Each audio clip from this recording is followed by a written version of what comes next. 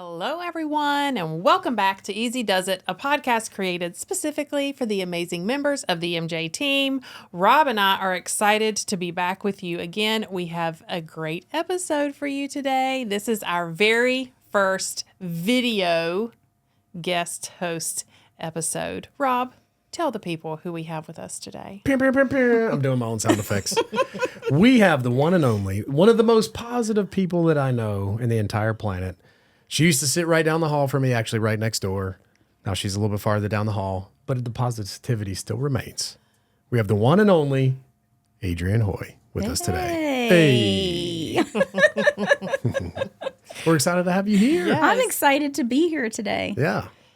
It's been a long time coming. I know we planned this meeting a while back, and then some things changed, and it was all of this, and it was like, when can we get her in? We wanted to make sure we got you in after we worked out all the kinks, and I think we have. So we're excited to have you here. It's been a long time, but we're here. Yeah, we're here. Yeah.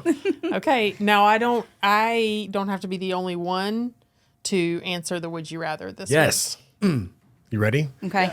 I came up with this one on my own. Normally, I looked this up Oh. online, and I was like, we have somebody special in the house, so let me come up with this one, and I feel like it's tailored to you. Here's your would you rather. Would you rather get pulled up on stage with your favorite childhood artist in the past, or sit next to them on a 30-minute plane ride today? Oh, Mariah Carey. I think I'd want to go on stage just to feel their energy in their moment, doing what they do best. Yeah. And to be in the presence of that and be fueled by that and experience that with them, totally on stage. Yeah. Because if we're just sitting next to each other for 30 minutes, maybe there's some good in-depth conversation, but it will probably take about 30 minutes to kind of break through Yeah. the barriers and the guard. But to be on stage and feel that and experience that, I don't think there's anything that could match that. Do you think you'd fangirl if she was sitting next to you on the plane? No. No. No. No. Okay. Okay. No, I might. I don't know. I think it almost would be. I'd be curious and probably ask some questions, but in a very respectful, tactful way. Yeah. Yeah. No, I get that. Yeah. Right. You won't ever really see me be like, oh my gosh, there's Yeah. that person. It's kind of like, oh, man. And then observing how they handle themselves Yeah. and what those interactions look like. It might be a whole different view than it might not be what I want to see. Yeah. Now that I'm hearing all that, they always say you never want to meet your heroes, you know? Yeah. But Yeah. It's definitely different as you get older, I think. Yeah. Yeah. You know, there's just a whole different perspective on our childhood heroes, so to speak. Yeah. I don't know if she's my hero though, but artist, music artist. yeah, I was just thinking of Yeah, artists. okay. You know, somebody you Hero's a used to whole jam different- out back in the day, driving in the car. This was the artist you were listening to. Yeah. Would you rather be pulled up on stage back then or sit with them now? Yeah. But now you've got me thinking about a hero piece, or someone that maybe I respected or really wanted to learn from and really get in their brain. Then Yeah. maybe that maybe it's my own rapid fire, and I'll just see what comes out of it. I want to hear on what that this 30-minute. is. Yeah. Yeah. Yeah. Well, I'll give you time to think. I want to hear that Okay. one. All right. Meredith, Who what the you got? hero would be? Okay, so my first thought was NKOTB, New Kids on the Block. That was the very first concert I ever went to. Okay. I don't know that they were my favorite childhood artist, but that concert was, I had all the neon on. It was amazing. So I too would say up on the stage, because I just think that there would be something just like unforgettable about that experience. Yeah. I also too, know all the dances, so I could certainly jump up there with them. Still today. Yes. Yeah, the side-to-side rock of the right stuff, all the things. So definitely would want to, I think, experience being up on the stage. You know, I don't know if I've heard. You said, what was it called? What song? The right stuff. I'm What not is that? singing it. Did you just have to? What does that ask? sound like? I just want to know what your Right favorite stuff. song was. So what does it sound like? She's come a long way. She's now singing. Yeah. On The video. third time we've got her singing on the podcast. Yeah. So I definitely think I would say on stage. I Okay. think there would just be something really once in a lifetime about experiencing that, particularly for them at the height of their career. Yeah. I mean, I can only imagine what it was like for them to be on stage and Yeah. look out at that crowd. So I think that would be, that'd be really cool to experience. I like that. So my artist, I would love to watch Flyleaf in concert. So I've seen them one time. It's a rock band. If you don't know who they are, No idea. Do you know who they are? Heck yeah, education time. So Flyleaf is a rock band. The lady singer, her name is Lacey Sturm. She's amazing. I went to a concert when I was younger, and it was just amazing to watch. It's a good Christian band, and I was thinking through this, and I was like, man, I think it would be cool to get pulled up on stage, but it'd just be really cool just to sit there on a plane, even if it's 30 minutes, and just talk life, like what are you into and all that, and then maybe I can get on stage later. Ooh, Maybe that's a good use point. the plane ride. Why say and, or when you can say and? Yeah. But I think that would be cool. I just am always curious about people's lives, and I know that it's a little bit different when you're a rock artist or you're Mariah Carey or something New Kids or something like that. It's a different lifestyle, but it'd just be curious just to, pick their brain and talk to them for a little while. 30 minutes ain't long. It probably would take you a while to break through, but I think that would be interesting. I think I also too have even now when we see a celebrity out and about, I kind of am starstruck.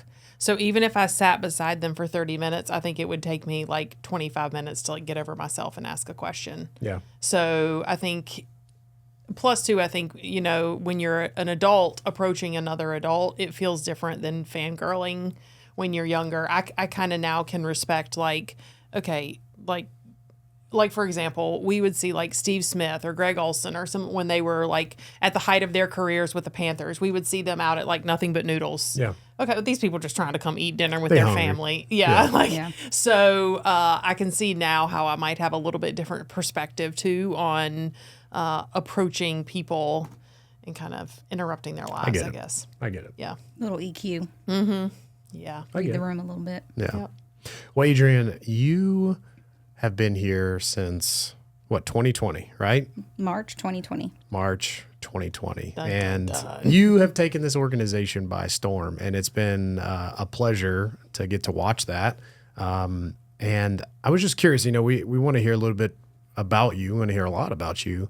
And I think today is a great opportunity for us to hear your story and how you came to Morris-Jenkins and maybe what happened a little bit before that to lead you to this point. But you came in at March of 2020, and we all know things started to change right around then. But you came in right at COVID. You were here for all of 1 week.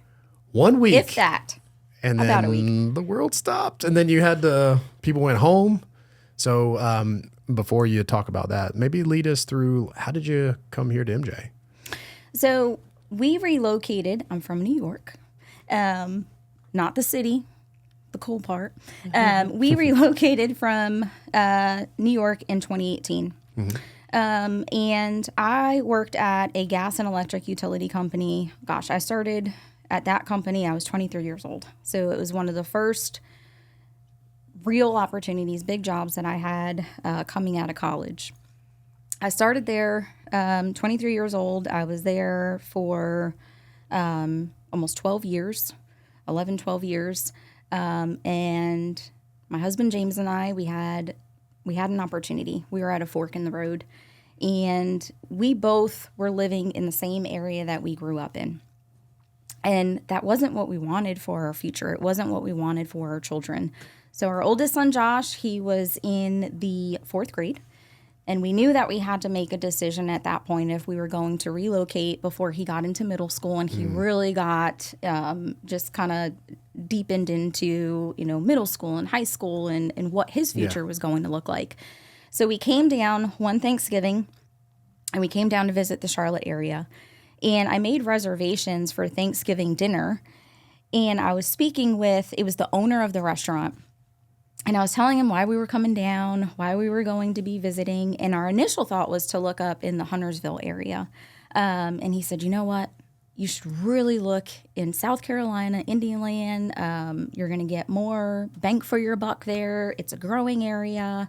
And we completely took a turn, and our focus of what we were looking for shifted at that point. Well, when we came down, we all just fell in love with the area. Yeah. We looked at communities, we looked at houses, we went to Freedom Park. We loved Freedom Park. That was one of so the good, first isn't it? experiences that we had.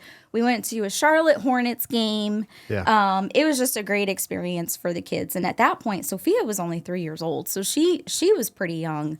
So when I think back of just the ages and I look back at pictures and just the journey that they've experienced, they've been along this journey with us.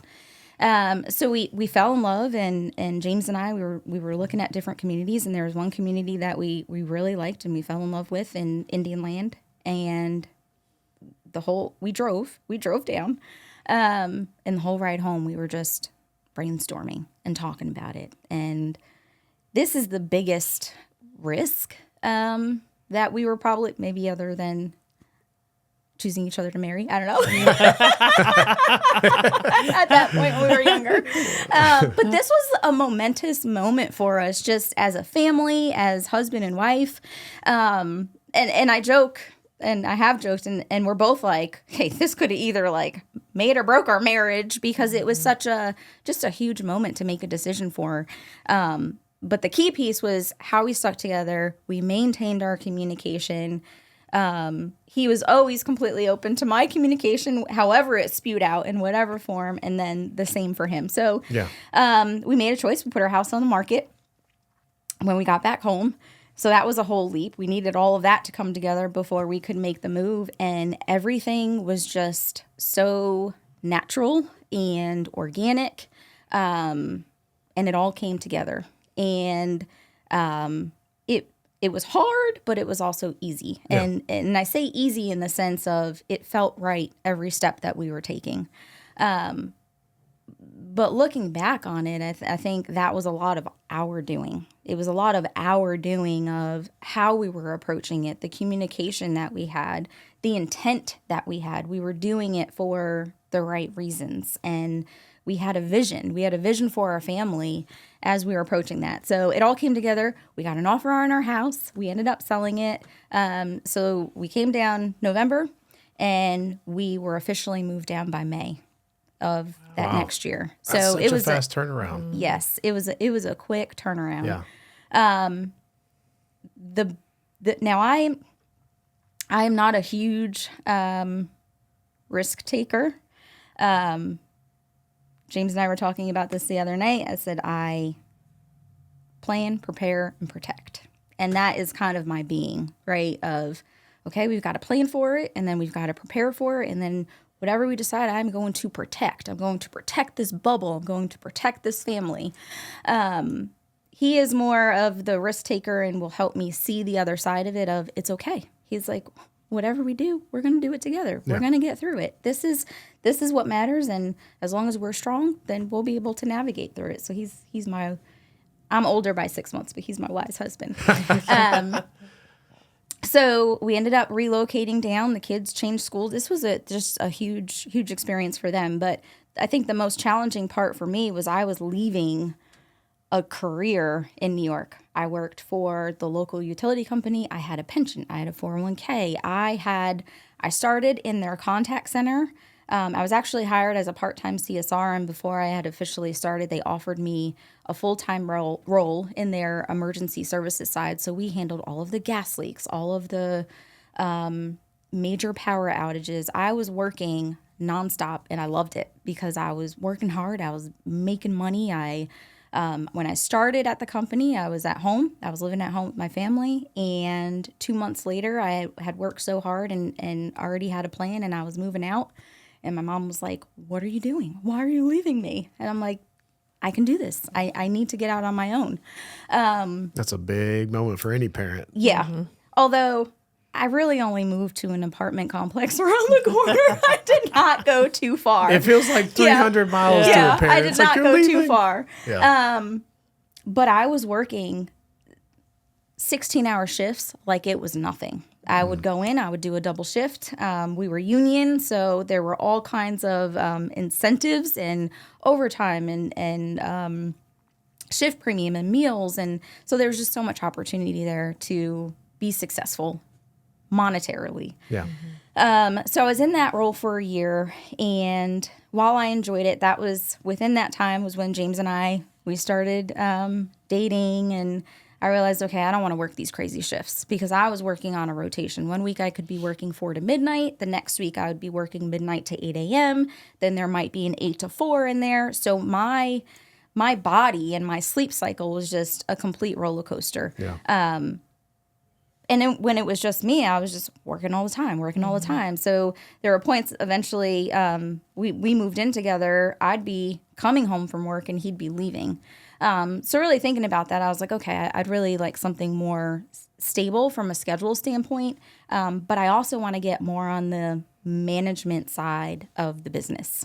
So at that point, I went into their human resources. I was promoted into a human resources role. And that was an incredible opportunity because I was able to directly support the hiring process.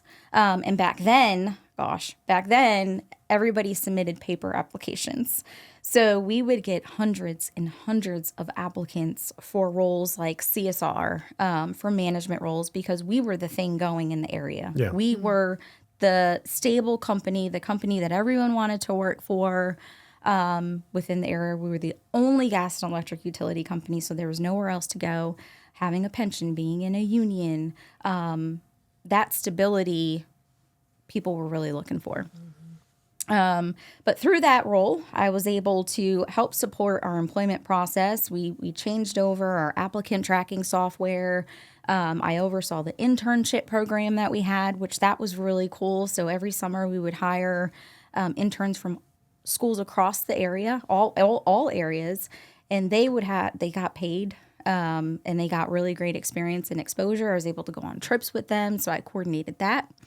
And then I wanted to learn a little bit more about the labor side, because the human resources structure was separated out, where you had one person focusing on EEOC and employment, and then you had another person that was focusing on the labor side.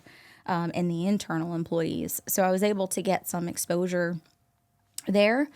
And through that process, back then it was such a different time. Oh my gosh, it was such a different time in the sense of education, your college, at least there, they really looked at that and they really paid attention to that. So although I had a bachelor's degree in business administration and I minored in public relations, I decided to pursue a master's degree, and they had a strong tuition assistance program. But I had a moment. I actually went out on maternity leave. I had Josh at this point. I was still in that role, and I came back, and I was like, okay, I'm ready. I don't want to just be. I was basically an admin. I think we were executive assistants, an admin executive assistant in the department, and I was like, this is not it for me. But what do I need to do to get there in the meantime, right? I'm building my relationships within the organization. I have a reach to new applicants. Now I have a reach to internal employees.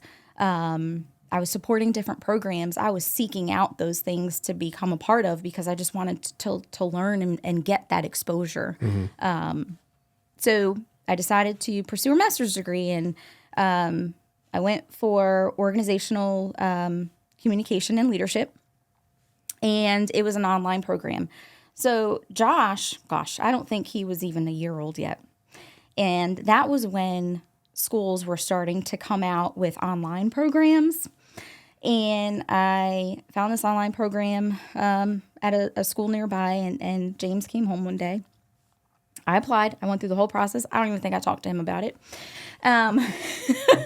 He comes home one day, and You're I said, going to figure it out. Yeah. And this goes to show how incredible of a man and husband and supporter he's been from day one. He comes home, and I said, I got accepted into this master's program. I said, but it's okay. It's online. I'll be able to do it. I don't have to physically go anywhere. We got this worked out. I can do it right from our bedroom. There were so many times throughout that program that I thought, what the heck am I doing? What have I What have I done? What have I done? I've got a 1-year-old at home. I've got a pretty busy position. So in the course of the 2 years that I was pursuing this master's degree online, having to teach myself whatever I was learning, posting on these online boards, I got another position. So I got promoted into another role, more focused on the customer service side. So that was a great opportunity, and it was motivating too, because I could actually see the value of what I was pouring out coming back to me. Right. We bought our first house. James was doing some traveling for his work. All of this was happening at the same time. Boy. So over the course of that 2 years, at that point, we moved into our new house. I was well into the new role that I had gotten. So at this point, I now was out of human resources, and I went into a role as I believe it was a staff coordinator. And the staff coordinator focused on all of the customer service operations and their budgets, and where they were tracking month over month. So our expenses, are we tracking to budget? Where are we over on budget, under on budget? We provided all of the data and the reporting to provide that visibility to the managers and to the directors of the organization within the customer service side. We supported what was called mutual aid. So anytime there was a major storm, and in those years, we had some really, really big snowstorms that hit the area during times we weren't necessarily anticipating it. We had something called snowfall. We always had a name for the big storm that hit, something called snowfall. And one of the storms that we had, I actually went in on my maternity leave to help support it. Wow. So I was at a point where I was good. I was taking a few months off to be home. That was when Cameron was born. Yeah. But the storm hit. They needed help. And I was like, well, I feel good enough to do it. I'll come in and support it, because that was also around the clock. It was an around the clock operations. We supported mutual aid crews where we had different utility companies that would come to the area and help us with our storm restoration. So when you have... Y'all probably drove from all the way up there to our storms down here, because Yeah. we're talking about the same storms where like we have 2 snowflakes outside here and the whole city shuts down. Similar. I mean, the feeling is the same. Yeah, the feeling is the same.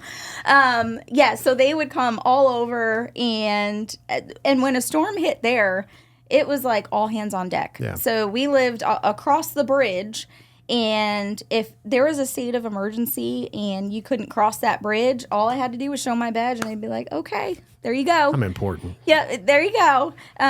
So that was kind of a thing too, where James and Josh at that point, and just as the kids grew, if a storm hit, they all knew that I was going to be gone. Yeah. Just because that was where I was needed. So I was in that role, and so at that point, I did go out on maternity leave with Cameron. And when I came back, I was offered a role as a supervisor in the contact center. And I will say, I did apply for that role previously. I think I applied for it twice over the course of my time in HR. And I did apply for it. So I was getting ready to go out on maternity leave right before I went out with Cameron. And they ended up filling the role with someone else. But when I came back from maternity leave, they offered it to me. Sure. So there wasn't another application process. And they offered me the position. But I will say, at least the first one time that I applied for it, I wasn't ready for it. Maybe I thought I was ready for it. I think I was ready for the experience of it, and to be able to learn from that moment and feel like, I don't like how this feels. What do I need to do to get better? What do I need to do to develop? How long did it take, or what did it take for you to recognize that I wasn't right? I wasn't ready for that.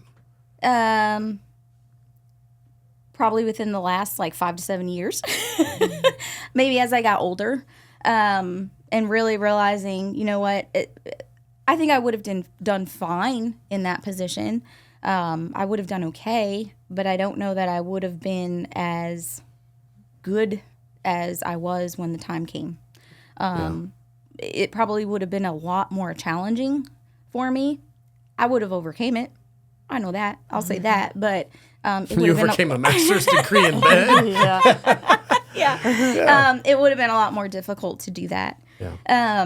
So I think timing is everything. I don't know that I had enough experience to be able to effectively navigate through some of those moments. And maybe I would have figured out how to overcome it, but how would I have left the person on the other side of it? I don't know. Maybe not in as well as I could have.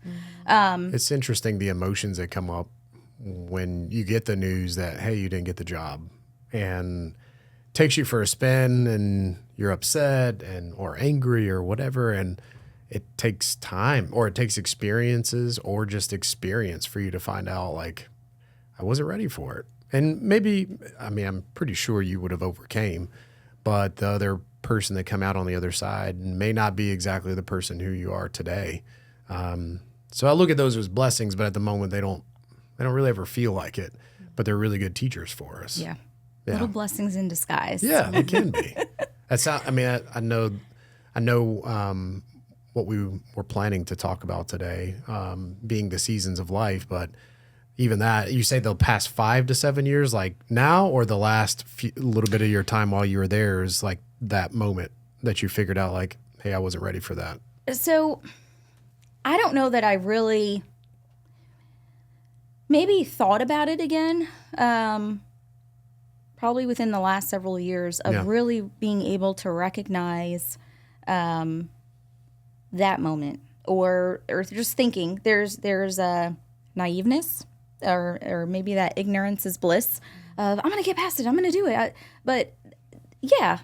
I think there's often those moments, but do we have to always challenge ourselves to that level in the sense of how are our interactions in those moments? Yeah. And I think I do, and maybe that goes to the seasons of life and how fortunate I have been, and my husband and my kids and our family has been for what we've been able to accomplish, but it's been hard. Yeah. And I think it's been I think it's okay to be hard. It should be hard, but it's never easy. And there's so many moments where we could have been like, oh, we're done with this. It's not worth it. But fortunately, the universe has aligned for us in some ways where we have stayed the course and have gotten to the other side.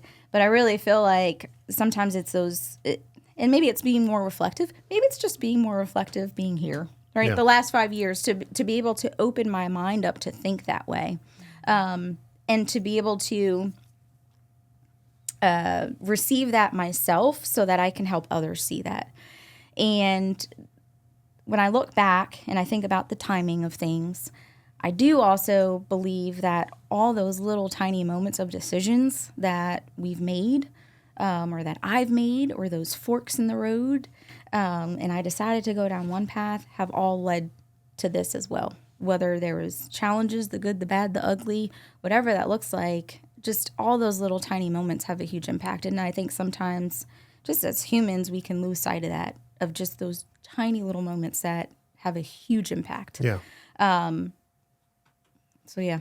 It's really hard to drive awareness, which I know we've talked about a lot on here, but drive awareness to those moments when you're in them. Yeah. Versus catching up with them later, which I feel like is maybe a little bit more often, shows up later for you. At least it does for me.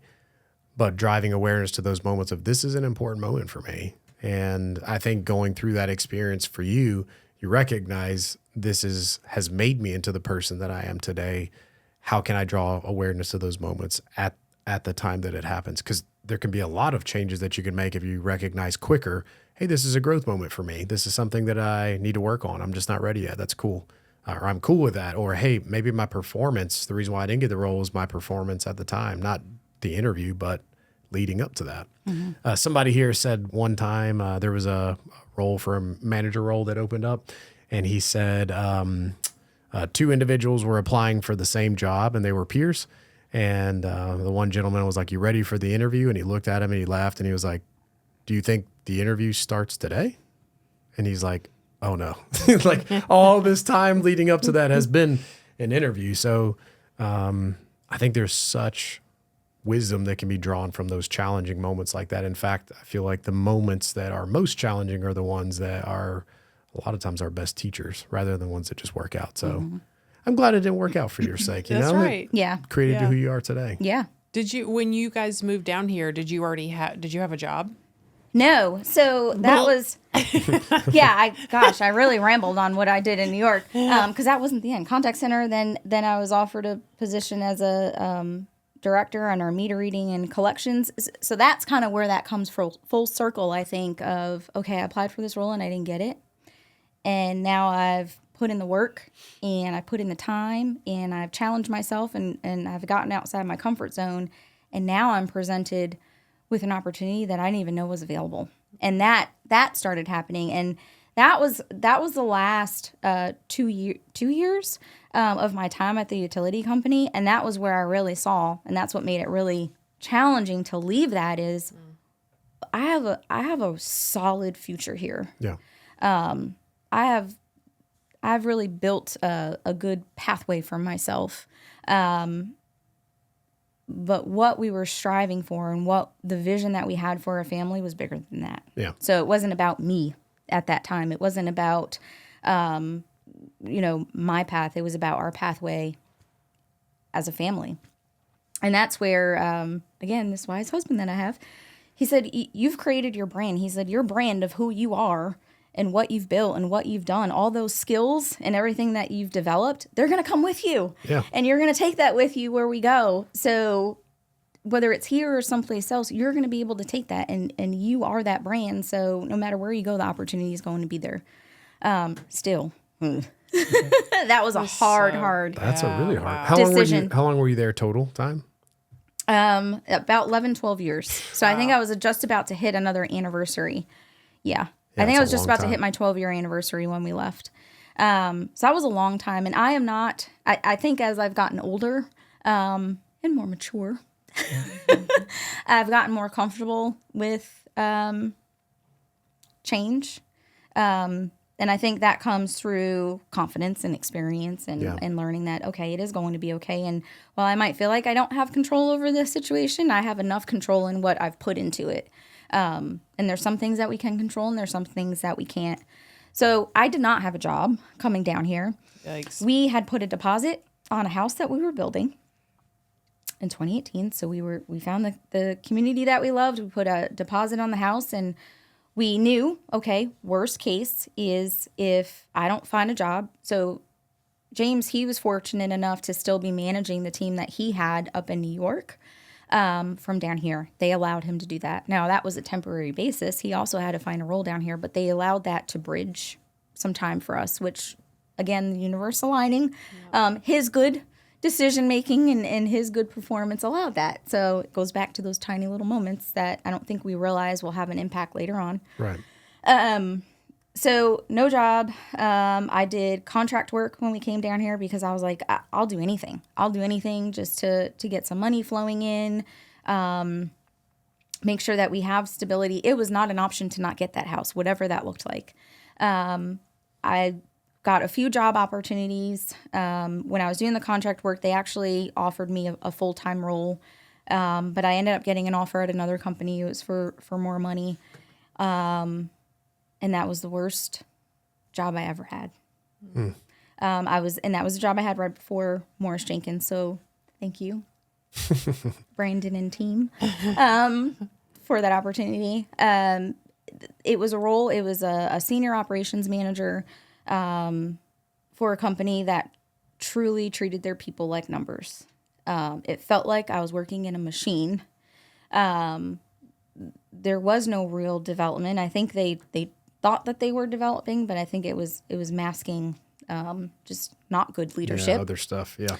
And I would go home every day, and it was difficult. It was a challenge because that just wasn't how I managed, the environment I wanted to work in. There were good people, but there was no ironing, sharpening iron. There was no reason. It just wasn't a great place. So I was there for just about a year, and I stuck it out because I had a bigger purpose, right, for my family, making sure that we were stable. And there were moments where I probably could have left, but I didn't want to do that because I knew I had a responsibility, but I knew the time would come. So I was researching great companies to work for in the area, and I actually did that even when we moved down, and I was looking for different opportunities and really focused in on those companies. So it wasn't like I was just trying to find any and every role. At some point, I needed some bridging, and that's why I did the contract roles. But I really wanted to focus in on an organization that I knew I could stay with and I could grow with, and I was long term because I was looking for that home feel. I came from a local utility company. I grew there. I wanted that same environment coming down here.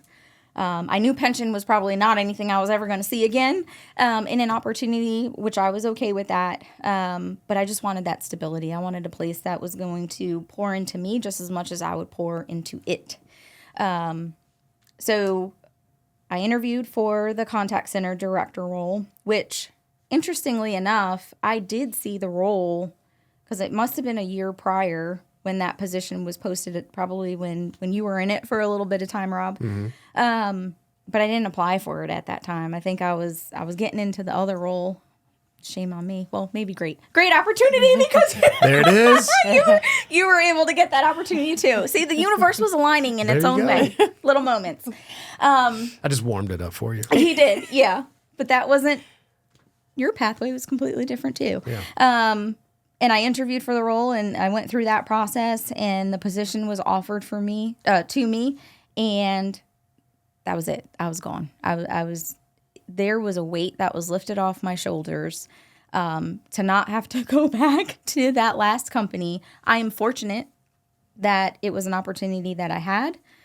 It served its purpose, right? There was a purpose for that moment. I think there was a purpose for me in finding my footing down here, finding my home down here. It served a purpose for our family, so I am forever grateful for that piece. But I think it also was eye-opening of, oh my goodness, like this is not what I want to be a part of, and I could never look at a job as just a job. James has said to me, he's like, you could be in any role, you could be cleaning toilets, and you will own that the way, to the fullest, and make sure it's done right in whatever capacity that looks like. So I couldn't just go to work and say, okay, I'm just here to do my job and put in my time. I was never built that way. Yeah. So that's where the challenge was, going into a place that I couldn't be a part of that. I couldn't buy into that, and it wasn't who I was at all. So this was my new blessing in disguise, coming to Morris-Jenkins. It seems like it's amazing having you here because it's been cool to watch your journey since you've been here to where you are right now, and just this opportunity. But I see time and time again throughout this story that you've told. You just have this insane drive. Maybe it's not insane, crazy drive. Maybe it's not crazy, an amazing drive. But it's like, where does that drive for you come from? I think it's always been there. And I've thought about this being reflective over the years as well. I think it started with wanting to be perfect, right? We probably always, people that have drive, I think there's always that underlying presence of it, wanting to be the best. Seeing things around me that I knew, okay, I don't want that to be my story, or I don't want that to be the case for me. So what do I need to do to make sure that doesn't happen? Yeah. So there's always been something of, and maybe it goes back to, right, that plan, prepare, protect. I've always been that way. Whether it's, hey, I've got my independence. I'm going to go get a job. As soon as I could go get a job, I was out and getting a job because I wanted to have my own independence. I wanted to be able to support my little piddly whatever I got. If I want to go out to eat, I want to go out to eat. If I wanted to do whatever, I didn't want to have to go ask my parents for money because they had their own stuff that they were dealing with. So I think it's kind of always been that, hey, if I see it and I can make it happen, I'm going to make it happen. And I've always taken on the responsibility of what that looks like. And there's a good and a bad side to that. Yeah. There's a challenging side to that too, because it took me a long time as a wife to realize, hey, I have a partner in this. I'm not in this on my own, where I've got somebody who's here supporting me through this too. And I'm fortunate that I picked the right partner to be able to do that. But I've never been able to be stopped. If something gets in my mind, or I have a thought, or there's something I'm striving for, I'm going to keep going towards it. And fortunately, I have a partner in life that is the same way. We're just at a point now that we're aligned in what we're striving for. So what we can do is even greater because we're doing that together. And all of what we're striving for is for our family. So maybe it's that shift of growth and maturity and experience of who am I doing this for? I don't know that there's ever been I guess it is for me, but it's also for the success of it too. But I never looked at my success as individual success. It's always been, what can I do to be better, to better provide for my family, to be a better support, to protect, to plan, to make sure that, and that's unreasonable sometimes too, because we can't protect and prevent everything. Right. Gotta have that balance. That's right. It is hard to strike Although the I try. balance. Yeah. we gonna die trying. Try. Yeah. So we were gonna jump into the rapid fire questions, but I think I don't think it makes sense to do that right now. Let's keep on rolling. Yeah, because I think going to your story, the topic that you've chosen for today is like these seasons of change or seasons of life, and just hearing your story. I just don't even know how you moved out. Like, I of course, my 99S says, no way in HE double hockey sticks would I be moving a bazillion hours away, no job, got little kids. Like, that's crazy. But look at how that's worked out for you and your family. You know, it's hindsight's always 20/20, of course, but in the moment, how scary that must have been. Liberating, maybe, but scary. So I guess my first question for you is, why did you choose seasons of change as the topic of anything that we could have talked about today? That was the thing that you chose. Reflecting on just my life overall, there's always a season, right? There's always a moment of change. And when I look back from the forks in the road, before I went to, so another little nugget about me is my plan when I graduated high school was I was going to go into hotel resort management. I was going to be running some cool, crazy resort somewhere tropical. That was my plan.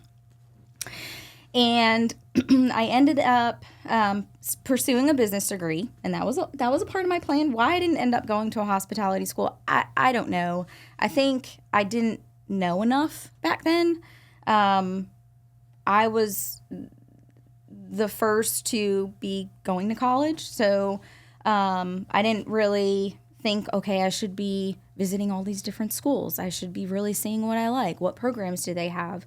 I was set on Pace University, which was a school in New York, and I got accepted into it, but their financial aid program, I just wasn't getting enough money, so it was kind of, okay, do I do this? What route do I go? So I ended up pursuing a business management degree with the thought that I was going to get my master's in hospitality management, and still I was going to be running some crazy hotel somewhere. Which I can totally see, by the way. I can see it too. Yeah. Well, here we are. That it did not work out that way. I love this hotel. It's amazing here. Look at what we can do. I know. And when I was presented with the offer, so Central Hudson was the utility company that I worked with in New York. When the same week that I was presented with that offer for a pension, for a 401k, for stability, for a career that I knew people were trying to get into this company, I had also, in the meantime, applied to Florida International University in Miami for their hospitality program. Mm-hmm. I got the offer and the acceptance letter in the same week. So, of course you did. Of course I did, right? No wonder you picked Seasons of Change. So that was kind of where things, oh my gosh, started out. Clearly, I've shared what path I took. And that kind of goes back to maybe it's the responsibility or that independence piece where I'd like to say I'm fun and free. Ask my family. They might think something different. But that wasn't a moment where I could just be, and maybe I should have. Sometimes in hindsight, I look back and I'm like, man, what would have happened?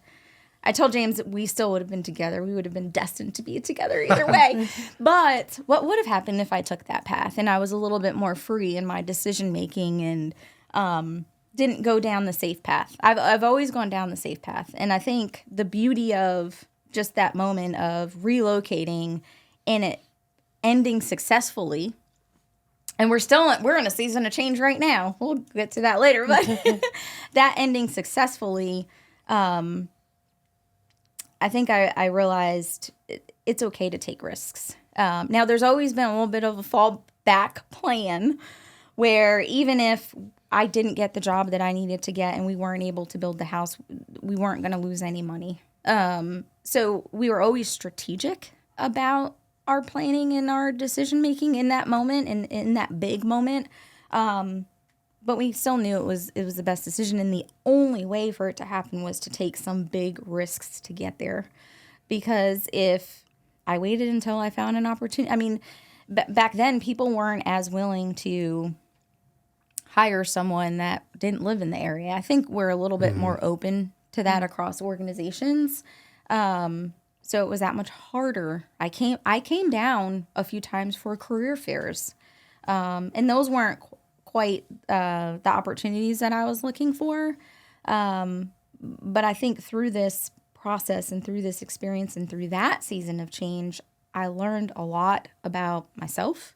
I learned a lot about my ability and what I can bring to a situation, and I learned I'm more okay with risk and instability to get to a place that I wouldn't be able to break through if I just continued down the same path.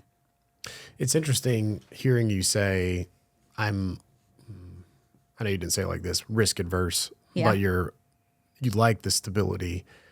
But hearing your story, you've changed roles, continued to grow, which brings more responsibility and more pressure and more instability in things. You uprooted and moved halfway across the United States down to the better area. You moved here and without a job. Yeah. And then all the things. And then you get, I know this is a different part of the story, but you get an acceptance letter and you get an offer and there's just so much stuff going on. It sounds like there's a lot of instability. Yeah. For a lot of people, it's like, it's hard for them to step into that and then still find their path. What do you feel like your secret is in that? Just do. I think a lot. And I'm very reflective, but I don't know that I've ever gotten paralyzed by a moment.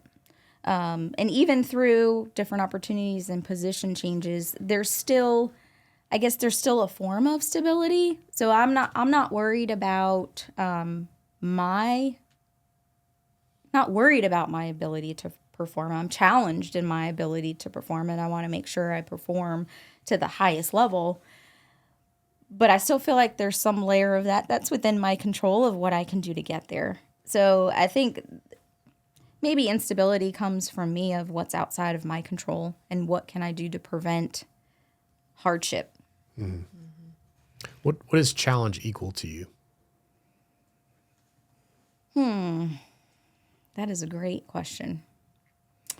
I feel like there's varying levels of challenges. One challenge might be, how am I going to get these kids to put their laundry away? We got baskets in every room. But then there's bigger challenges. And I think I've even learned to kind of let some of that stuff go.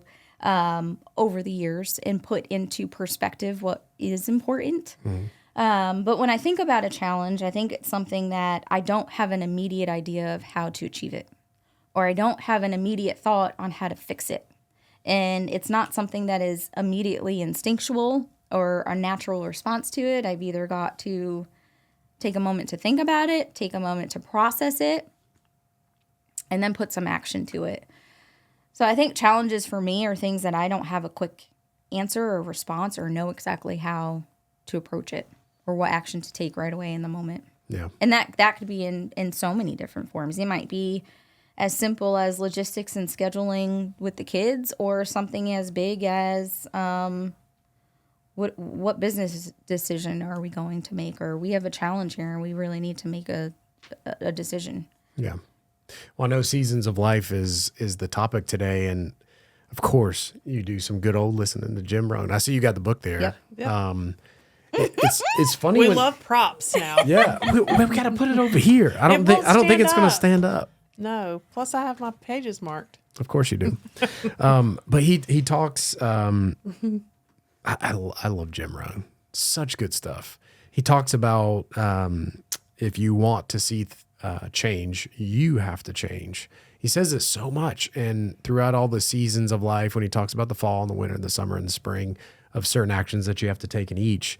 I love that when he was talking about, how in the fall, he says, fall's always going to show up, just like you have the sun rises and guess what? It sets. And he said something like, if you have somebody says, oh no, it's dark outside. He's like, they haven't been here that long, like that they don't recognize that this is how things work. But he says that some falls or some winters per se are harder than others, and that you have to deal with the challenge that comes up with each one of those. And I know that everybody views, challenge as different. And so, Meredith, how do you view challenge? Oof. I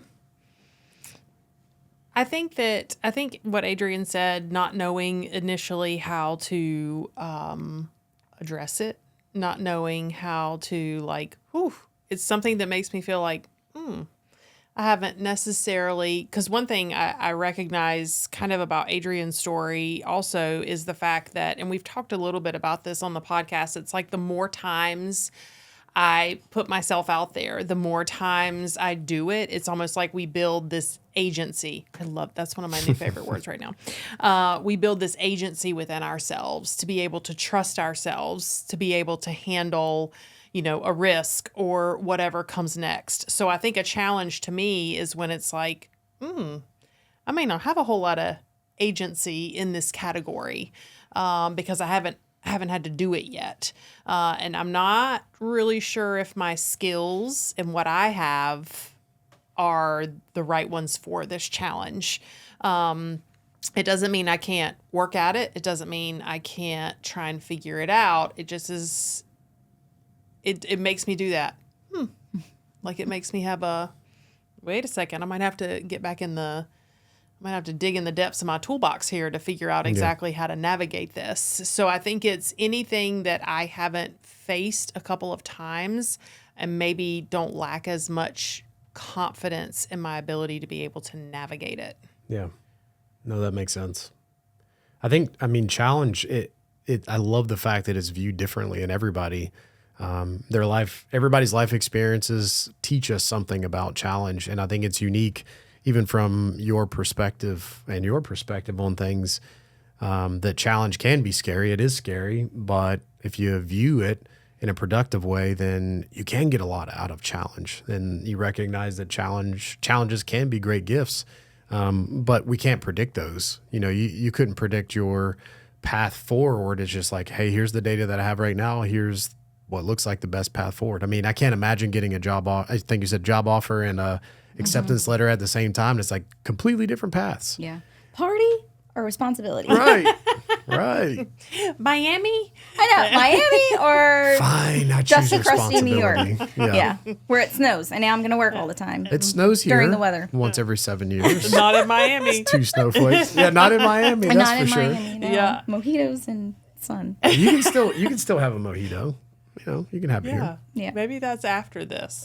And then you can just invite all of us to The be next there as show, well. it's going to be while we have the podcast. I think that the biggest, sometimes we white knuckle it, right? If we want to be honest and keep it real, sometimes it's just white knuckling through. And I think I'm really good at that. If there's something that, okay, I'm just going to get through this. I'm going to get past it because I know on the other side, there's something better. There's something greater. And there are some of those moments sometimes. And sometimes it's not easy to see the light on the other side, but just knowing, okay, I'm moving forward. I'm going in a direction. That's probably my biggest motivator or my biggest driver is I don't ever want to get stuck in the same place. And it's so easy to do that through comfort or through seeking stability. If I didn't get over that, and I probably was a lot, hence the pathway to, go to school in Miami or stability, I've always taken that stability path. But if I hadn't taken some of those risks along the way, then I wouldn't have what I have today. My kids wouldn't be able to see a different example and experience what hard work looks like. And Right. it's not easy. There's a lot of late nights. There's a lot of communication. There's a lot of strategy. There's a lot of thinking. There's a lot of, oh crap, that goes into those moments. But I think through that, just getting stronger and building the agency and the confidence and the ability to more swiftly navigate through those moments in the future. Yeah. Now, do I still get tripped up today sometimes? Yes. We're humans and it's natural, and sometimes I do get in my own head, and sometimes I do need to have a moment with my husband who I trust and for him to, kind of talk me down on. That does happen, but I'm able to get past that. And I think that's the key piece of being able to get past those moments of, okay, I'm having a moment here, and how quickly we can get past it. We can't live there too long, Yeah. or we're going to get stuck. Yeah. What season of life would you say you are in now? Oh, well, She's like, let me unwhite knuckle myself. hold on. Yeah. So I was looking at The Seasons of Life by Jim Rohn. Camera. Yes, also in the library. Also available in the library.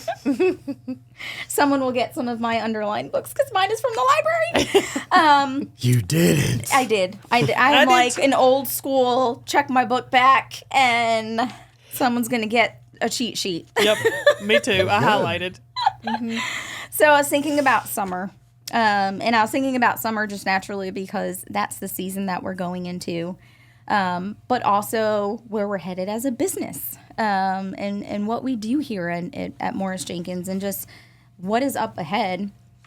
And I'm going to read this super quick. Success in life is not an easy matter. Progress in any form and happiness or success in any form require constant effort, for obstacles exist that might discourage the weak and the undeserving. Overcome one obstacle in the weak and the undeserving. Overcome one obstacle in life, and another appears to fill the void. Life is designed to be a story of achievement in spite of adversity, not in the absence of adversity, for without adversity, achievement could not exist. Whoa. So I will say, I think I'm definitely in the summer season right now, personally. Starting a new role, taking on new responsibilities. That's just at work. We are in the process of building our own house, which that's been in the making for the last 3 years of just decision making and things that we decided as a family. We sold that house that we came down here that I worked so hard and was so scared to not get or be able to succeed and achieve that. We sold that house, and here we are. And little tiny decisions along the way. Who knew what we were heading towards through that moment? we're looking at colleges. Our kids are, I mean, we've got so many different things going on. There's so much to be responsible for, and through that are going to be challenges. What are we going to be up against? I'm newly challenged every day, which I'm excited for that, whether it's at work or at home. So that challenge surrounds me all around. So I would say summer, because through that challenge, there is adversity. There will be adversity. There will be hard lessons learned. I'm sure I'm jacking up some things just trying to go through this college process with my first baby who is going down that path. I'm questioning, is he ready? Like, where are we at with this? Is he prepared for that? Finding balance in letting him learn, protecting, but also not hovering and not managing to the point that he isn't learning. So that's a whole world of balance. Just parent stuff, mom stuff, dad stuff. So hard. All the questions we ask. Should we let our child hit the road or yet or not? Yeah. I know you're dealing with that right now. Yeah, it is. It's, I feel like as they get older, I don't know what the right word is. Shallon says this all the time. It's like the consequences of their actions become larger. Yep. And so it's, before it was like, don't run on the street because you could fall and trip and skin your knee. And now it's like, don't run the stop sign. And run that child over in the street. And so it's like, it's now they're driving and it's like, making decisions about where they're going to go to school and what they're going to major in and what they want to be. And not that all those things can't be adjusted and rectified later on, but still, it's just a lot of big decision making. And as parents, we've just been such a big part of their decision making. I mean, we've made all the decisions for them up until a certain point, and so to take us a back seat and let them lead is just it's so hard. Yeah. It's so hard. Mm-hmm. Yeah. I was going to say, for those of you who haven't read this book, because I do think the summer analogy is like, I wrote down the weather, the weeds, the bugs. So the analogy that Jim Rohn uses is, planting your seeds in the spring, which I think it's interesting to now think back. I didn't know your story either before you just told it, but like to think of all the seeds that you sowed within yourself, within your relationship with your husband. I mean, it just sounds like there's been a lot of seed sowing and the right seeds.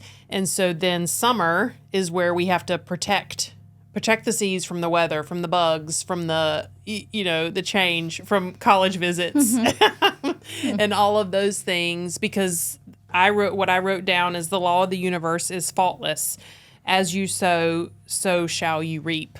So when we plant the seeds and we tend the seeds and we protect the seeds and we guide our seeds, AKA our children who don't always want our guidance, we kind of see all of that unfold. And you've already seen so many of these things kind of unfold in your life from the seeds that you've sown. It's hard to think of it that way. I think like when you read this book, of course, Jim, he's not your typical writer. You have to be ready for his type of writing when you read this book.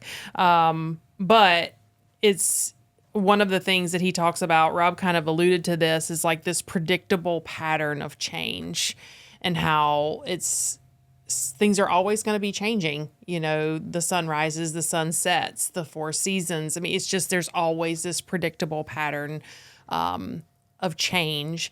And so I think when you see it as, how am I sowing my seeds now for later on, then you're like, okay, I don't have to solve everything right now. Let's just sow the right seeds, protect the seeds, and then we'll kind of see how things come out in the end. Mm-hmm. So I think it's interesting to hear your summer season that you're in now. What do you think will be next for you as far as seasons coming up? Oh gosh. Or we can't even look. We can't even look forward. I don't know. I think just listening to you to speak, I think about back to our kids and the seeds and what comes of that. It's all in the making. And I think we're in a time of immediate gratification. And I see that with my kids and maybe more so in my oldest right now because he's down a path where he is going to have some independence. You don't always reap the benefits immediately. It takes years. Oh, yeah. Just even some of these things that I've shared today and really kind of hearing myself and thinking about it and realizing all of that was in the making for years. Years of moments and planning. And 3 years ago, we sold our house with the hopes that, okay, we're strategizing here. There's a risk here of we just gave up what we came down here to build and create, and really a really great interest rate and a really just the value, and we're putting some risk out there for something different, something new that we're striving for. That was not an immediate return on that. Patience and adversity and hope and faith and a lot of work and a lot of time went into that. There's a lot that goes into that. And I think people have to recognize and realize it's not always going to be immediate, but just stay the course. Just stay the course because it will be hard, and it should be hard if we are going to have that level of success in our summer season. But you also have to recognize when it isn't right. So that's a fine balance. So really being in tune to where you're headed and what you're doing, because there's a difference. There's not right, and then there's really hard, and it doesn't mean that really hard isn't right. Yeah. You, since you've been here, going back to your story, you got here right in March of 2020, had maybe a week, and as the contact center director, the whole company, we were like, everybody's going home.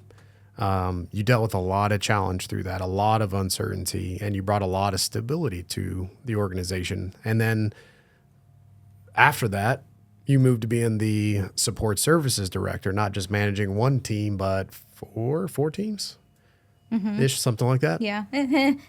Give or take every so often. Might have felt like 20. That's a huge jump, and even more seasons, more planting, more harvesting.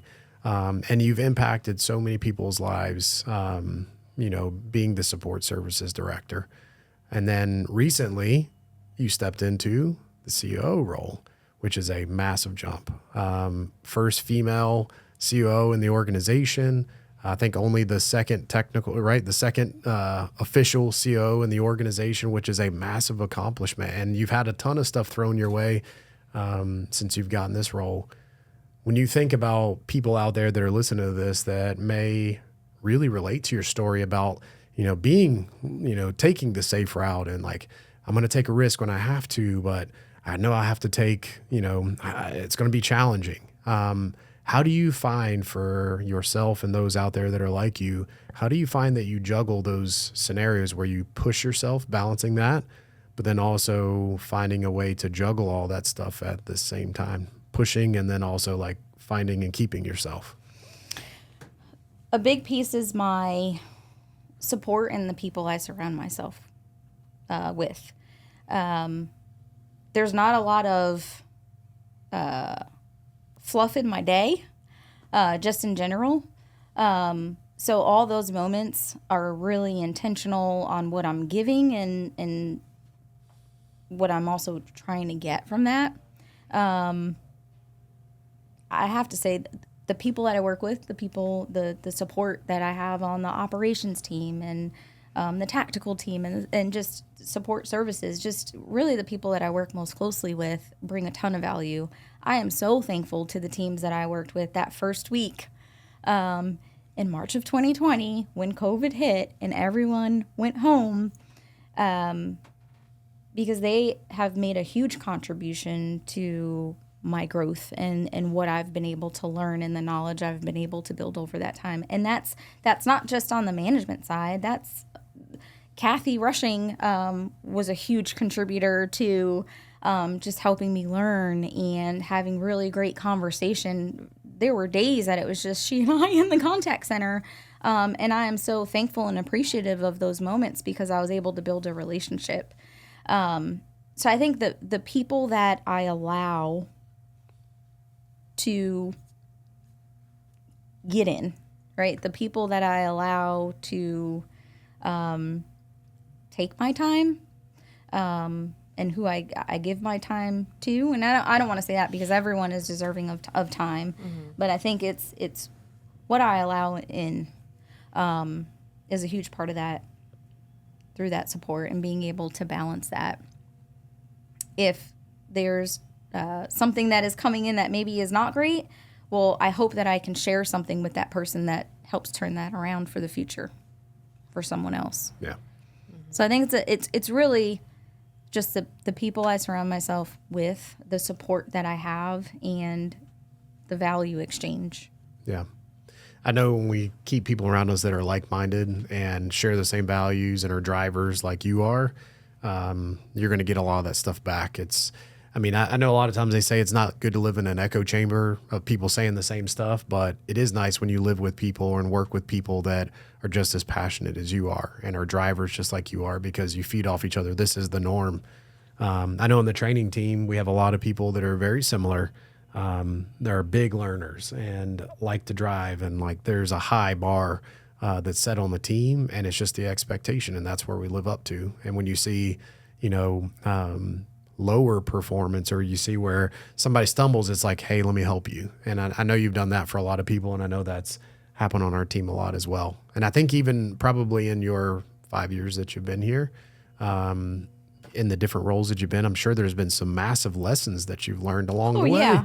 I learn a lesson every day. Yeah. Whether I got to check myself or learn how to better navigate through a situation, or just something that I'm learning to be able to utilize later on. So I think sometimes that can get lost or misunderstood, that we reach a point where we know, or maybe the lessons are fewer and far in between. Mm-hmm. But I think then you're missing the lessons that are coming your way if that's the mindset that you have. Every day there's a lesson, whether it's whatever it might be. It might be my kids might be giving me a lesson and they don't even know it. Yeah. Yeah. What lesson are you learning right now? Oh, stop fidgeting so much in this chair. We were talking beforehand. We went to push up earlier. I already have a hole in the chair on these bad boys. I will say one of the biggest things that I am always consciously working on, and I think I hope I'm getting better, is just really being in the moment. That I've always struggled with that. And the more responsibility. So what's interesting about that is I probably have more responsibility than I've ever had in my whole life in this moment, just with home and juggling and work and everything. And I feel like I'm the most calm through it. And I'd like to hope it's from just the lessons and the reflection and the team that I work with and the things that I've learned over the last few years, and just even that moment of relocating and taking that risk and just continuing to build. But being in the moment has always been a challenge because my mind is going 1,000 miles a minute. I could go from seeing one little piece of something and it will spiral into about 5 different thoughts. And we're James again. Incredible man. We love James. Yeah, I know. We'll be watching something on TV, and then I just I see one thing, and it builds, and he'll just look at me, and he knows who his wife is. Or I'll come out of the shower, and I've got 10 different thoughts that I've had a moment of clarity to digest, and he's like, "What happens in that shower?" It was the steam. I think about my brain as a ping pong table of these balls going back and forth, and there being a tournament going on all at the same time. And that's something that I'm trying to work on. maybe there's value to it, but it's hard to turn that off at the same time. And it has hindered me from being right there in the moment when my kids are telling me a story or, and that's something I've got to consciously work on for the people that I interact with. So, I think your question was, what's the biggest challenge right now? Or what lesson are you What learning lesson right am now? I learning? That is an ongoing lesson because I know how quickly I see the years flying by with my 3 kids. And if I'm not in the moment with them, they're going to be gone. Those moments are going to be gone. And that might be even hitting me a little bit harder now that they're getting older. So I'm really, really trying to be as present and intentional as I can. But they also understand who I am and my flaws, which I appreciate that, but they're Still. deserving. Yeah. Yeah. Yeah, it is. I feel you. It's 100%. Just, I do think it is. That also is a strength of yours. You know, it's like it's sometimes it's so hard. I have often thought I didn't pay enough attention when my kids were little. Like I have a hard time now kind of drawing memory to mind about when they were little because it was just like, number one, trying to make it, you know, but then number two, it's having these ideas go through your head. That also is probably a strength of yours when it comes to strategy and it comes to being in the position that you're in. So it's hard to turn off something that's naturally happens and is also a positive in a lot of lights. But then when you want to turn it off so that you can be in the moment, it's hard. It's hard to do that. Yeah. Yeah. Life, kids, Yeah. family. Yeah. Yeah. Tabs So open. tough. That's what we call it. Yeah. I've always have lots of tabs open. Gosh, I tell you, Mark made a statement to me not that long ago, and it always sticks with me when it comes to parenting is you've got 6 summers left. Oh, yeah. Yeah. Like it hurts to say it and to hear it, but man, it really puts a ton of stuff in perspective. And you think about your life. How many summers do you have just as an individual, just as a person? You have X amount of summers. Hopefully it's 70, 80, 90 summers that you have. But you only got just this much with your kids. So it's like every vacation, every tournament, every driving lesson, Meredith, like every one of those, there's only a certain amount. And I think you're the one that told me, you will have one last tuck in. Like you tuck your son in one last time before they're like, Mom, I'm good. And I'm like, I don't want to hear that. Like Charlie still wants to come hang out with me right now. And it's always nice sitting on the couch and she just comes plops down and leans up against me. I love that. Jack usually comes and gives me the people's elbow all the time. I told Charlie, I said, your tuck in at night is different than Jack's because usually Charlie, you know, she wants to hug you and be real sweet. And Stalling. I think that's it could be that. I'm coming up there, which I appreciate. But then Jack, I'll go over and his is always violent every time. He wants to punch me. And that's usually our tuck in. It's usually a rough up session, but it's cool to have those moments. But I know that those moments evolve into other things, as do our lives evolve into other things. And it's so, like you said, being present and living in those moments because they are few. But the seeds that you're planting in those moments make a big difference for the future. And the moments that you're with a manager, supervisor, even anyone in the organization, or you're there with your friends or you're teaching somebody, these moments do grow into something if we choose to plan it in the first place, then also choose to nurture and water that. It can turn into great things if we let it. Or we can drop a little seed and walk away and let it sit dry on the sidewalk, you know? So I think those moments are absolutely important. Yeah. I go home and I think about all the people that I support. All the people that, hey, maybe I had an interaction and I took something from that interaction. How can I maybe craft that message a little bit differently where it hits them differently? And that's what's most important.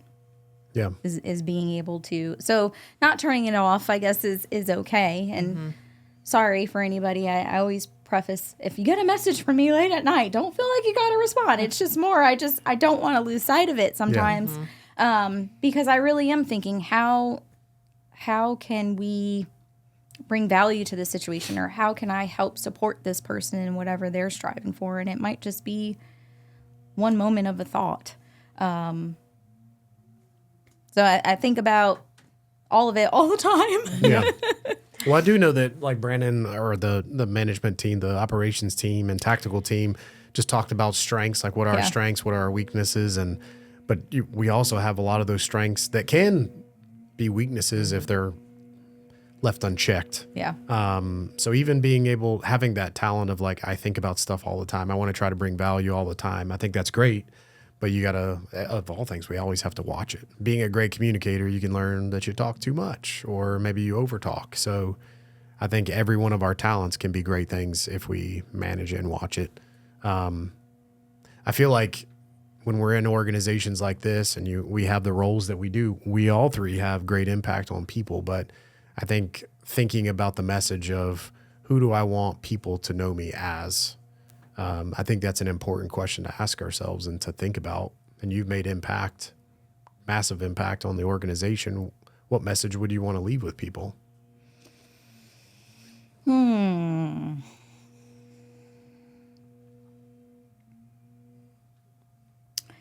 So I think sometimes we get in our own way and we limit ourselves. And the big question is, why or why not, right? Why can't we do that? And maybe the next question is, what are we doing to hinder our progress in getting there? Now, we all have talents. Are we all utilizing our talents? And maybe people need to be reflective of that and what that looks like. But who do you need to support you in utilizing your talents in the most effective way? And I think there is a ton of people across the organization that are willing to support each other through that. Fortunately, we are an organization that people don't have to go through anything alone. So don't feel like you've got to carry that weight all on your own shoulders, because there truly are people here rooting for you. Me, and I know you are, and I know you are. So just don't get in your own way and put yourself out there. I love that. Love that. Yeah, there hasn't been one person that I've ever asked here, could you please help me with something? And they've said no. I mean, it really is. If you there are people here who want to see everybody else succeed. All you have to do is ask. Yeah. There's not been one person here who has not wanted to help me or see me succeed or support me in some way. Yeah. So just have to reach out. Well, I did have one thought for you. I know we have some questions for you that are just so super important. But I did want to ask. It's not often that we get the CEO of the organization on the podcast and can bend your ear for some time. Who's that? Because I'm still like, what's my title? What do I do here? I don't know that that's sunk in yet. We got Mrs. Koo in here today. Yeah. We got the Koo in. So the organization, I feel like a lot of people in any organization want to know where the organization is going and what that vision is moving forward. And I know that you work so hand in hand with a lot of people. I know Brandon has popped into meetings and he's like, this is who I am. I know you've been in tons of meetings. And I think that a lot of times people just wonder, like, where's the organization going? Like, what's our mission? What's our heading? You know, we're all on a ship, we're moving. So what message would you want to offer to the group on, like, where your vision of where the organization is heading? Forward. And I know that is a big, big statement. When I think about where we're headed and what we're doing, I've said this multiple times in different meetings, I am no salesperson. If you asked me to sell something, I wouldn't be able to do it. But if I am speaking from my heart and I'm speaking naturally, I can sell you because I'm pouring it out. I feel it. I'm experiencing it. And I truly, which is why and what I love about being a part of the mission and the purpose and what we're doing is our intention is so pure. And I think it goes back to that purity of, one, we're a business.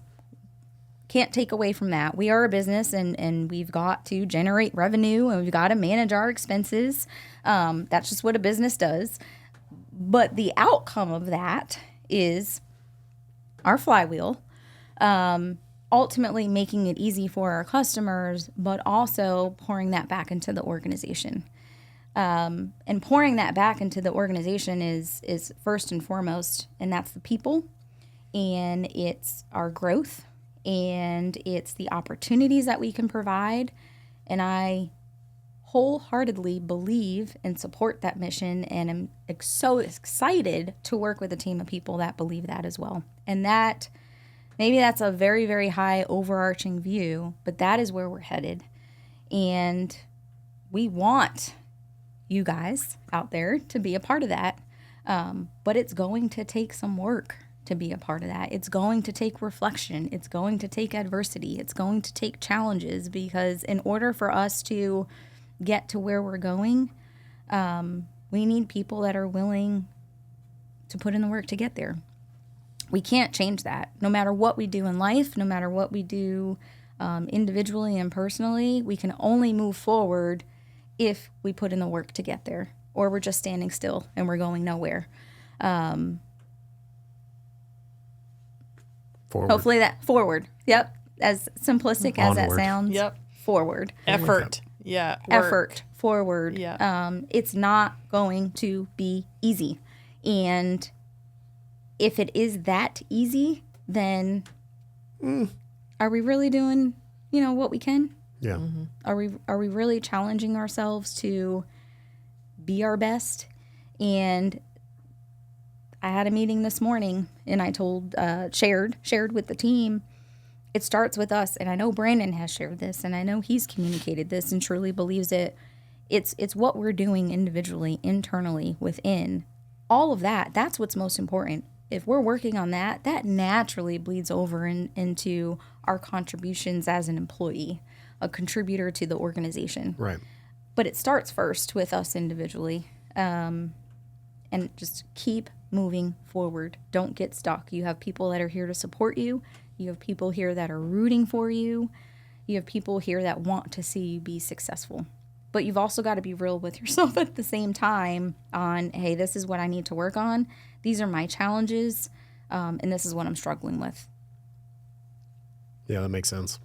I mean, even with your story, you see all the moments that you were offered, that you chose, maybe not always the safe path, but the challenging path that created who you are today. And even in this organization, I mean, we've been around for a long time, 1958, and we've added departments and talented and skilled people, and the vision has always been to continue to grow. And those moments of growth and adversity that we've experienced have created the organization that we are today. But one thing I know that we've all experienced and seen firsthand is Dewey used to always say all the time that when it comes to changing things, you have to be willing to change things even when they're working. And I cannot tell you, and I know I don't even need to tell you, I know we've all seen it to where it's like, hey, by the way, team, department, we're going to change this. And here's what we're going to do. Here's the why, but this is what's going to change too. And I was one of the people back in the day. I'm like, oh, why are we changing this? It's working right now.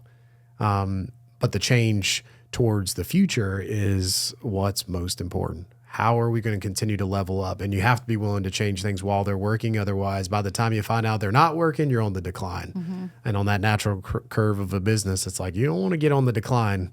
The momentum's already rolling downhill. We want to keep it going up. And so with that forwardness, we have to be willing to change things. And there's going to be a lot of change going forward. It's just the expectation. But if you look back, how many things have we changed as an organization up to this point? There's always change. Yep. Mm-hmm. The only thing constant is change. Yeah. Mm-hmm. And so leveling up that. Isn't just looking at what's wrong, right? It doesn't have to be, oh, man, I jacked this up. Oh, man, I did this wrong. I got to fix this. It doesn't always have to, we got to be self-aware. Yeah. But it could just be, man, we haven't really pushed the needle forward in a while, or this is good, but could it be better? And I think those are the questions that we've got to ask ourselves more often, or not be afraid to ask ourselves, because it's not all about, oh man, this is jacked up and we got to fix it. Or man, I keep doing this wrong. We should be reflective in those moments, but also this could be going fine. It could be going well. But that doesn't mean that we can't improve and do better. Yeah, to me, level up, I'll give you an example. So I'm doing so proud of these people. Next week, I'm offering our first level up class on crucial conversations, and that class filled up. I put the seat capacity at 15, and within 2 weeks, that class was full. That to me is leveling up. That's 15 people who decided I'm gonna pour into myself because I want to make myself better, which in turn will make me a better teammate. It'll make me a better husband, wife, daughter. It doesn't matter. That to me is like one of my examples recently of leveling up. I don't think a class like that has filled up ever. Surely not that fast. And the one that I'm offering in May is also already full. So to me, that's leveling up. That's people who are deciding to invest in themselves, maybe, and there are people on that list who have never come to an MJU class before, which tells me that they've made the decision to put time into themselves for whatever reason. And so to me, that's kind of where that's an example of how we tap in and we look for the opportunities and the ways we can be supported to get better. So shout out. I just love that. I know. People signing up for classes. I know. Freaking go. I'm proud of them. Yeah. Yep. So we got some questions for you. Oh. I'll let Meredith do this. I feel like I've been talking too much. The rapid fire You want to do rapid fire or you want to roll into songs. music? Yes. I know she wants to talk about some music. Yes. Well, this is a woman after my own heart here. I feel like you could have, what is it, Groovy Gains? I feel like she'd be the yes. first one to sign up for Groovy Gains. Oh, is that the dance class? Yes. Yeah. Yep. Okay, it's still a work in progress. Okay. Okay, so we ask every guest host to tell us their 5-song playlist. Now, we'll see where you fall on the spectrum. Some people follow our directions perfectly when they come on to guest hosts, and some do not. I'm sure if we gave you a list, you could probably imagine who was who. So if you could give us your top 5 song playlist, what would it be? Okay, so I was prepared for this. This was my other side of being somewhat prepared and not fully winging it, or I thought about it. See, that thinking piece. So on my Apple Music, I have a heavy rotation mix. So no judgment, okay? Because there's a lot of layers to Adrienne here. That's probably a whole different podcast. So my number 1, and this list will change. It changes on the season. She's in the summer right now. Figuratively and literally. So my number 1 right now is The Weeknd, Cry For Me. So that's a new song that he has out. So the rule is on the pod, if we don't know what these songs are, you have to sing it. That's not the rule. I just made that up. I'll play it for you. I'll have to listen to it later. But that's the weekend. Yep, that's Okay. my number 1. All right. I like it. And I'm not as up to date on The Weeknd's been a known artist, but like the new music, sometimes I got to figure out who's singing it. I'm not as cool as I. Is this number 1 or this is my just... number 1. I'm a heavy rotation mix. Okay. Number 2 is Get Low by Lil Jon. Yes. There's nothing wrong with that. Yes, I knew there would be one of those on going on there. in my car on my ride home. I've seen you in your car on the ride home. Adrienne sit back, got the steering wheel cocked back. She's in the back. I've seen you. I barely see the top of your head, but you're rolling. Number 3. So some of this, I'm like, where did this come from? But it's been playing. Number 3 is T-Pain, I'm Sprung. Love it. Number 4 is T.I. Live Your Life. There you go. And number 5 is BB Rexa, Bad Biatch. So there's an eclectic variety there. Yes, but then I see if I that. scroll down my list, There's I've a got theme, Mariah though. Carey. There's a theme. I've got some Morgan Wallen, some Kane Brown, some Dan and Shay. I have a very big variety, and this is my heavy rotation. Yes. So you've already answered this question. The question is, what does this playlist say about Adrienne? Layers upon layers. I am very complex. See, that is very self-reflective. Yeah. There's nothing wrong with that. Stable but complex. Would you want to have? So I know you said Mariah Carey earlier. Would you like to meet any of these artists over her on this list? No. No, she'd be the number one. Yeah. I think so. Yeah. They're just people. I don't know. right. I'm more It's Mariah tapped Carey. into their talents. Maybe not them as a person, but more interested in their talents and just the music side. But I feel like there's so much great music out now. Yeah. There's just so I don't know. And I take that back in the same sense because some music that comes on the radio, I'm like, what in the world are they saying? Oh, yeah. What the heck is going on?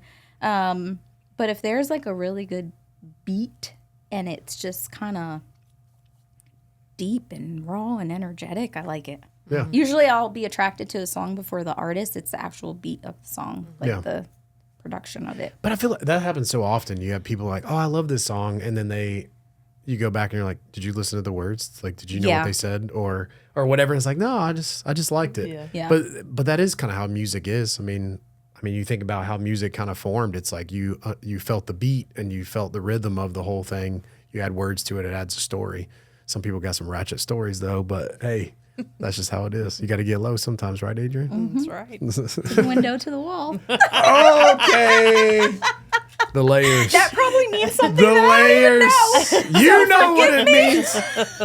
She knows what it means. Forgive me. Our CO, folks. No love that. judgment. I love that. Okay, so I guess we'll finish it off. We have two things left to do. So our last guest was Shallon. She left a question for you, and then we're going to ask you to leave a question for our next guest. Okay? All right, so here's Shallon's question for you.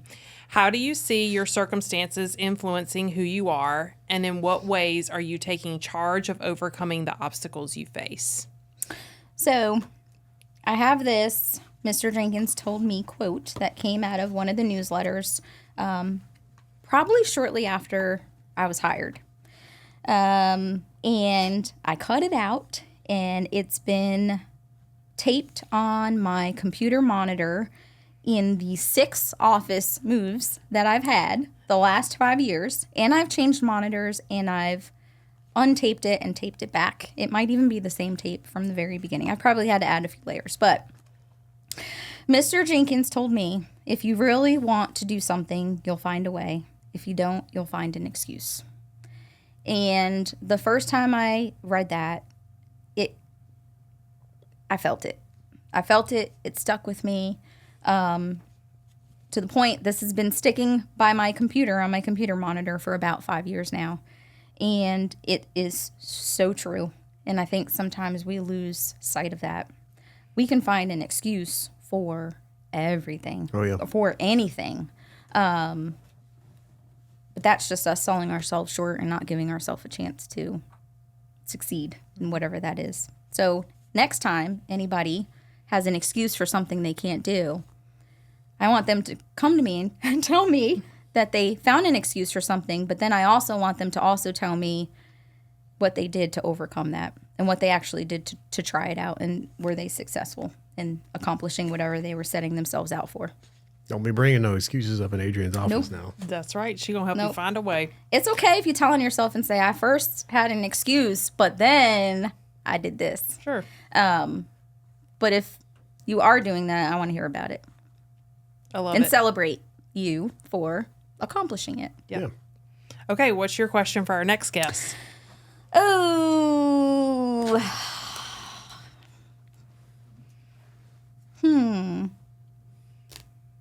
That was a great question that Shallon had. That is a good question. That was a great question. So I think I shared a little bit about it earlier, and it goes back to the why not, right? So if we've ever had a moment where maybe we didn't go for something, or maybe we weren't able to make a decision, or we weren't able to overcome a moment, why not? And really think about why that was the case, and maybe look back and see if that's still the case. Okay. So it's along the lines of Mine was not as succinct as It's okay. That's okay. Shallow I was. wrote down why not. I mean, you Yeah. were talking about it's simple. So you are faced with a circumstance, Yep. problem, whatever, and whatever decision you made, maybe it wasn't in the direction of that. You're saying why not? Yep. Why not? And have that moment of, is it possible now? Yep. Doesn't Jim Rohn say, why not? Why not you? Why not now? Yeah. Yep. Yeah. Which goes back to you'll find an excuse or you'll find a way. Yeah. Yep. I like Okay. That's a doozy. Can't wait to see who's next up on the list of guest hosts. Sometimes the most simple questions are the hardest. It's just That's like, right.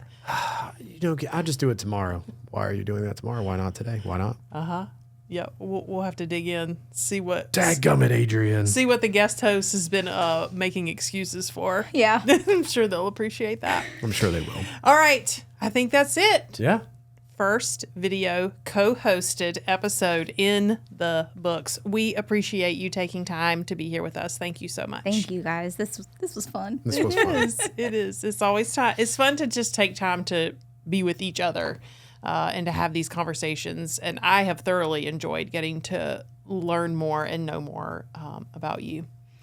I'll be coming to see you to figure out how to get through driving and college. Oh, yeah. and We can get through it together. I'm Yep. still getting there. you'll have sown all those seeds. Yep. I mean, probably the biggest takeaway that I have today is from the window to the wall. That's my big takeaway. We'll leave it at that. I'm sticking with that one. All right. For more tips, follow Easy Does It on Apple or Spotify. And my new little tidbit, subscribe on YouTube so you'll never miss a new episode. Thank you for listening. We will see you again in 2 weeks. Peace, love, and Easy Does It. Hey, appreciate y'all.